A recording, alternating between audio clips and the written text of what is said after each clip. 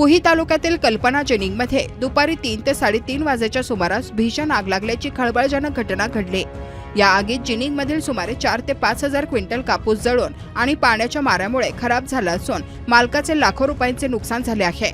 सुदैवाने या दुर्घटनेत कोणतीही जीवितहानी झाली नाही। आगीच्या कारणाबाबत माहिती देताना जिनिंग मालकाने सांगितले की हायड्रोलिक गाडीच्या लोखंडी पाटीने कापूस उचलण्याचे काम सुरू असताना ही दुर्घटना घडली। कापूस उचलताना लोखंडी पाटीचे सिमेंटच्या फ्लोरिंगशी जोरदार घर्षण झाले आणि त्यातून उडालेली ठिणगी कापसाच्या ढिगावर पडली। कापूस अत्यंत ज्वलनशील असल्याने काही क्षणातच आगीने रौद्र रूप धारण केले। आगीची तीव्रता इतकी मोठी होती की स्थानिक पातळीवर ती आटोक्यात आणणे अशक्य झाले होते।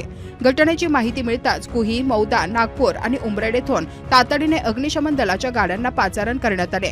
अग्निशमन दलाच्या जवानांनी शर्थीचे प्रयत्न करून आगीवर नियंत्रण मिळवले। जिनिंगमध्ये एकूण 10,000 क्विंटल कापसाचा साठा होता, त्यापैकी सुमारे 4,000 ते 5,000 क्विंटल कापूस आगीच्या भक्ष्यस्थानी पडला। काही कापूस थेट जळाला तर उर्वरित साठा आग विझवण्यासाठी केलेल्या पाण्याच्या माऱ्यामुळे खराब झाला। यामुळे जिनिंग मालकाचे आर्थिक कंबरडे मोडले आहे। महत्त्वाची बाब, आग लागली तेव्हा परिसरात कामाची लगबग सुरू होती, मात्र प्रसंगावधान राखल्यामुळे सर्व कामगार सुरक्षित असून कोणतीही जीवितहानी झाली नसल्याने प्रशासनाने सुटकेचा निश्वास टाकला आहे। कृषी उत्पन्न बाजार समिती मांढळ तथा नगरसेवक नगरपंचायत कुही महादेव जिपकाटे। उल्हास मेश्राम प्रतिनिधी।